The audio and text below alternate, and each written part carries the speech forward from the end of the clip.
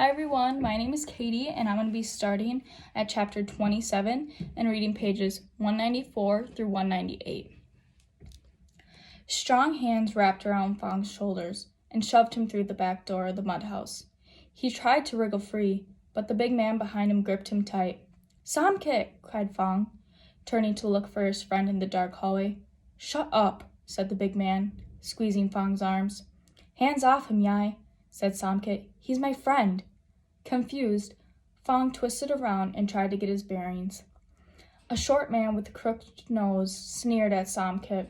"Since when are you friends with the junior patrol?" Samkit returned the short guy's glare. "Since when do you care who I'm friends with, Yord?" "Everyone be quiet," snapped a woman's voice. Fong heard the click of an orb switching on, followed by its distinctive buzz. Violet light seeped from an orb lantern and illuminated a long, narrow face with lively eyes. The woman wore a man's jacket with the collar popped up. She inspected Fong from under heavy bangs that hung down past her eyebrows. "Samkit, your little friend here looks like he's about to throw up." To Fong's surprise, Samkit rushed at the woman and threw his arms around her.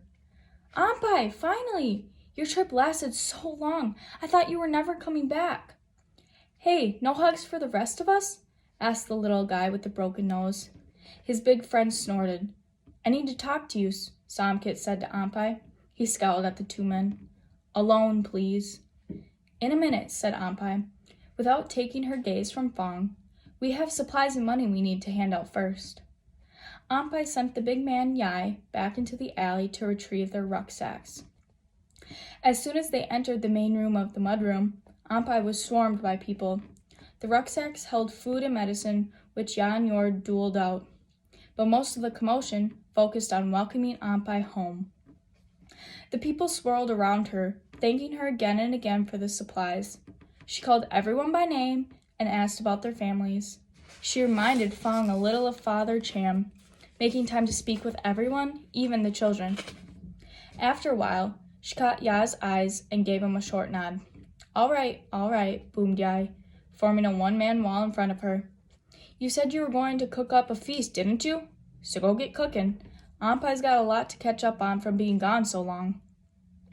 She slipped away up the stairs and motioned for Samkit and Fong to follow.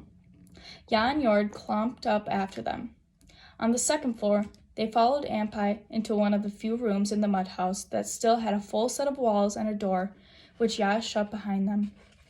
Their room was an office of sorts, with a large desk in the center and shelves along the edges crammed with supplies. Toilet paper, bandages, shrimp paste, coconut milk, coils of rope and pulleys, and 100 other random items. Ampai sat on the edge of the desk with one leg folded underneath her. "Set those medical supplies over there with the rest," she said to Yai. "Then you two should go back downstairs and see that the food gets doled out evenly. Keep an eye on that new cook and make sure he doesn't skimp on filling the bowls." "Right, Auntie," said Yai with a short nod. As he and Yord started out the door, Ampai cleared her throat and asked, "Aren't you forgetting something?" Yord turned around and gave her an oily gap-toothed smile. "What do you mean?" Ampai held out her hand, palm open. "The wad of bills that's in your pocket, it stays here." Yai rocked nervously on his feet, but Yord stretched his smile even wider. "Oh, that. I was thinking since me and Yai took such a risk to get all this loot, we should to keep a little something for ourselves, like a finder's fee." Ampai glared at the two men. "Everyone here takes risks," she snapped, "not just you. You know my rules. That money we collected isn't for us." Yord's smile thinned as he reached into his shirt pocket, pulled out the stack of money, and placed it in Ampai's hand. He held the smile as he and Yai slunk out the door and shut it behind them. Samkit stood leaning against the desk next to Ampai with his arms crossed. "Those guys," he said with disgust. "I wish you'd left them behind." Ampai shrugged. "They come in handy sometimes. Yord's a little slimy, but that helps if you have to deal with slimy people. And it's always a good idea to have Yai's muscles standing behind you, especially the places I've been going." Ampai rubbed her palm over her face and down the side of her neck.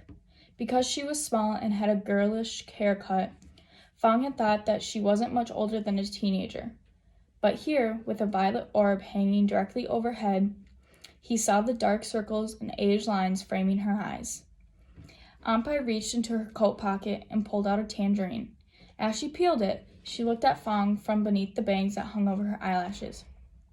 You still haven't introduced me to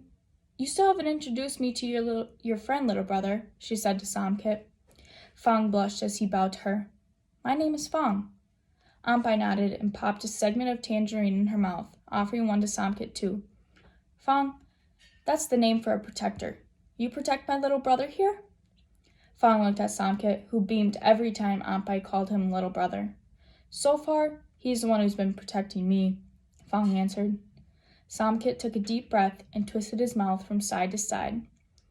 We were at Namwan together, but Fong left before me and... He left? Samkit swallowed and nodded at Fong. Go on, show her.